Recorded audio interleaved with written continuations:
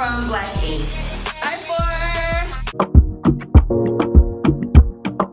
Hi everyone, welcome or welcome back to my channel, and let's talk about the latest 2 episodes of Basketball Wives Orlando. I know I've been away. I had to go back to my hometown of Paris, France, and I just didn't have time to watch the shows and come and talk to you and stuff. And sometimes a part of me feels like nobody really cares about me. I'm just talking to myself. And that is why you kind of didn't hear from me, but let's talk about it. So listen, Meghan James, I told you before, and I'm gonna say it again, is messy. She's messy as hell. She capitalized out of the fact that she was going to interview for who is Nikki's ex-boyfriend, which for those of you that was watching Black and Crew, they had a tumultuous relationship. Dude was doing the most, doing a lot of cheating and stuff like that.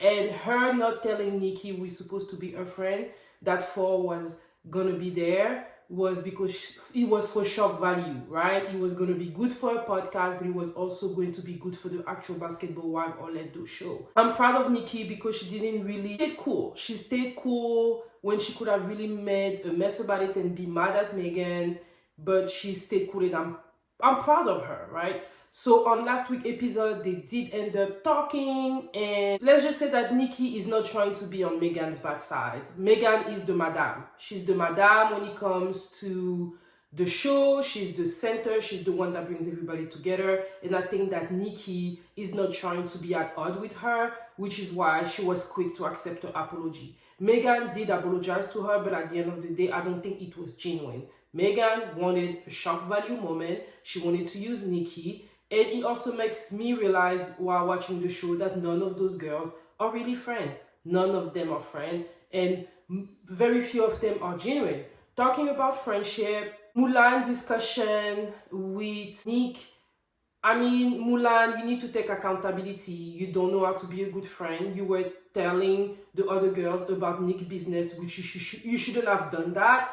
And sometimes I felt like you were trying to make yourself look like a victim, when really Nique is not trying to mess up a relationship with you. Even her mom said just talk to her, right? You don't know how to be someone's friend and you made a mistake, but you crying and all that was not necessary. You did the girl wrong, apologize, stand on that. Don't bring up excuses on why you don't know how to be a friend because you grew up in the ghetto and you never really had friends. People in the ghetto have true friendship. You just don't know to be a real friend, and you were not a real friend to Nique. And the only thing I'm kind of worried about is the lack of accountability. And for me, it's like if you're not accountable for what you did, there's higher chances that you may do it again. Another friendship that's on the rock is Danielle and Morgan.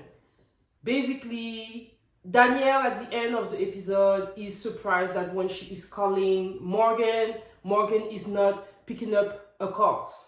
Right? She's not picking up her calls, but girl, like, even I know why she's not picking up your call. You accepted the offer from Ashley to go and work with her for a foundation with her husband, right? So you met with Ashley, okay, that's for the show, whatever. She told you what she wanted to do, and you felt that this was a good cause that you wanted to be part of.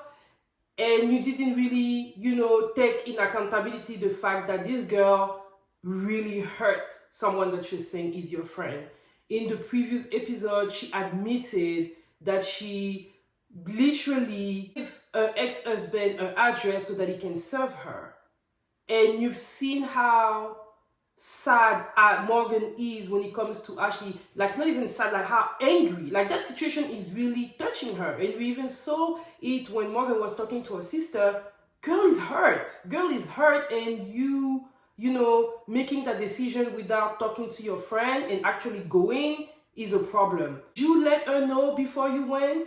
I don't know. I wish that we could have seen that in the show. Like, did you decide to let Morgan know that you were going to do it? Did you ask her if she was okay with you doing it? Or did you just end up doing it and then Morgan heard from the grapevine that you ended up doing the event with Ashley and her husband? I'm surprised that you're shocked on why Morgan is not reaching out. You know what you've been doing, right? And in other time, I would have said, you know what, I understand Danielle and stuff like that, but we've seen how hurt Morgan is by the situation with Ashley. Ashley is truly a up. She truly is. And when situation is like that, even if it's for the show, you're not gonna go do additional things that don't need to be done. But I think that Danielle at that moment was thinking about herself. She's trying to get back into a basketball career, and she saw it as an opportunity because Ashley's husband is in the NBA. And by being selfish, she hurt her friend. We're gonna see if what I'm saying is the truth because of, the next episode is gonna come out and I'm gonna review it. But this is what I think is happening.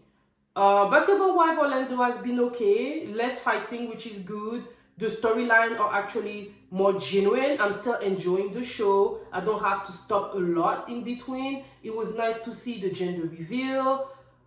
Meghan's relationship with her man is weird. You know what I mean? Like, if the girl is telling you, it's hard with my mom, we have a lot of things in the past, it's going to be a lot of work. I understand dude being positive, but if the girl is really hurt, sometimes she just needs a listening ear. I feel like the man is weird. That's what I gotta say about that. And yeah, y'all, that was it for my opinion on the last 2 episodes of Basketball Wife Orlando. And for those of you that are new, hey, welcome, and I invite you to, and for those of you that have been here with me, supporting me, thank you all so much.